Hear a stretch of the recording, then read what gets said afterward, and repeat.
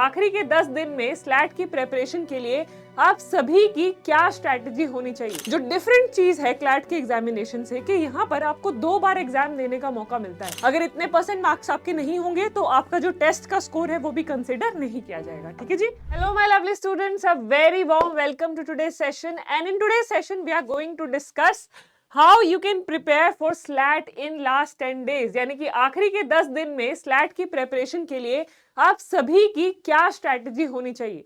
देखो, I believe most of the students those who are appearing for SLAT examination already CLAT की उन्होंने भी तैयारी की होगी, तो कहीं ना कहीं वहां से भी आप सभी को मदद हो जाएगी।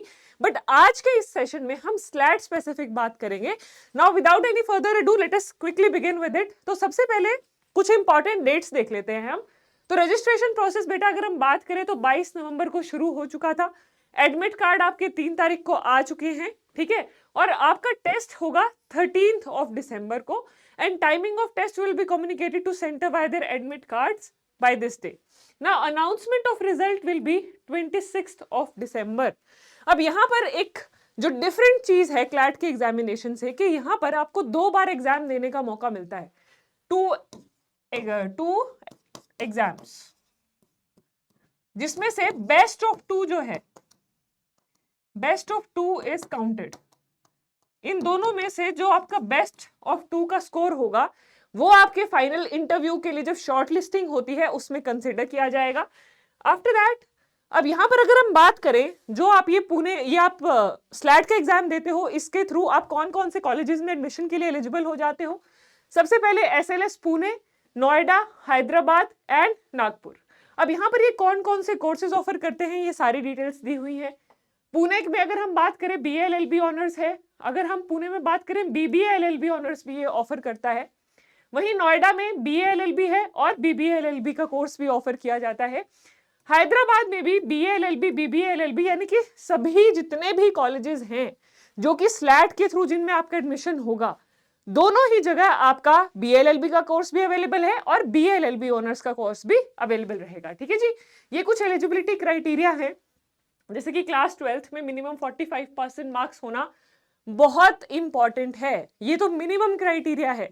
अगर इतने % मार्क्स आपके नहीं होंगे तो आपका जो टेस्ट का स्कोर है वो भी कंसिडर नहीं किया जाएगा। ठीक है जी।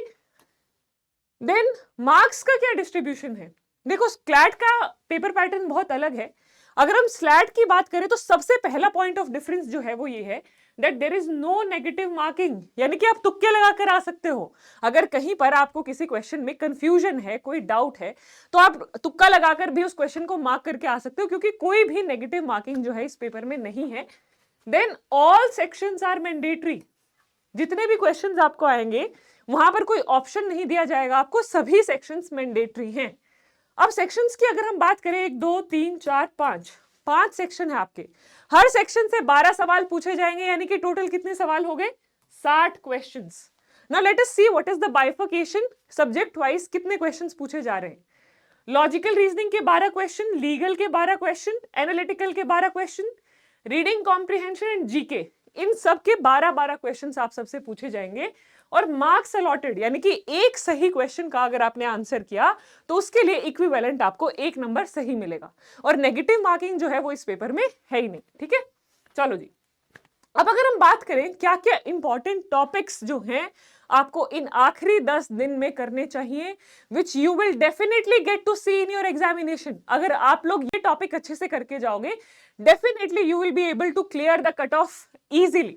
अब जल्दी से देख लेते हैं कौन कौन से इंपॉर्टेंट टॉपिक्स हैं। इंपॉर्टेंट टॉपिक्स जो स्लैट के इस साल के एग्जाम की अगर हम बात करें, reading comprehension, multiple types of, जैसे अगर आप लोगों ने क्लैट की प्रिपरेशन की है, रीडिंग कॉम्प्रिहेंशन आपने इंग्लिश के लिए भी प्रैक्टिस किया होगा, लीगल के लिए भी प्रैक्टिस किया होगा, करंट अफेयर्स के लिए भी प्रैक्टिस किया होगा। और यहां पर तो मैं कहूंगी रीडिंग कॉम्प्रिहेंशन का जो लेवल ऑफ डिफिकल्टी है वो comparatively easy to moderate side पर रहता है। ठीक है जी।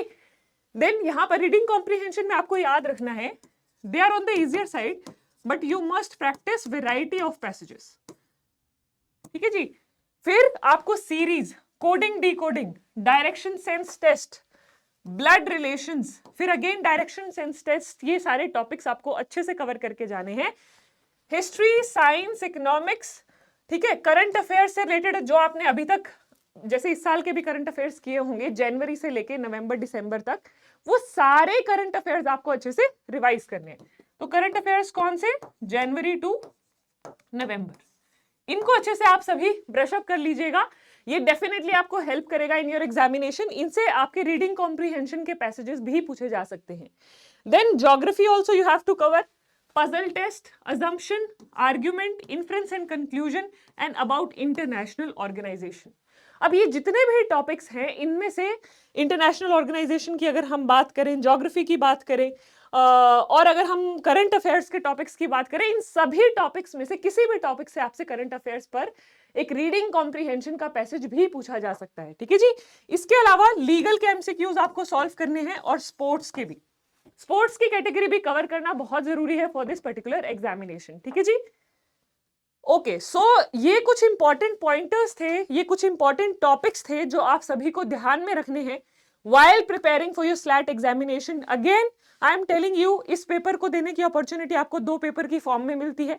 इन दोनों में से जो बेस्ट स्कोर आपका होगा वो चूज किया जाएगा और उसके बेसिस पर फिर आपकी इंटरव्यू की शॉर्टलिस्टिंग होगी। तो इन सभी टॉपिक्स को अच्छे से पढ़ के जाना। जो स्लैट की तैयारी जिन बच्चों ने ऑलरेडी की है, एक बार रीडिंग कॉम्प्रिहेंशन की फिर से प्रैक्टिस कर लो। करंट अफेयर्स अपने जनवरी से लेकर नवंबर तक के अच्छे से रिवाइज कर लो। एनालिटिकल लॉजिकल की अच्छे से प्रैक्टिस कर लो, जो मैंने यहाँ पर आपको स्पेसिफिकली टॉपिक्स बताए हैं, ब्लड रिलेशन वाला हो गया। इसके अलावा जितने भी टॉपिक्स बताए हैं, स्पोर्ट्स ज्योग्राफी वाले टॉपिक्स भी हो गए, उनको भी अच्छे से पढ़ लेना। ठीक है जी। This will definitely help you to crack your exam. इसके अलावा आप सभी का कोई भी डाउट हो, कोई कंसर्न हो, you feel free to ask me in the comment section. ठीक है जी। So that's all about today's section. All the best to all my lovely students.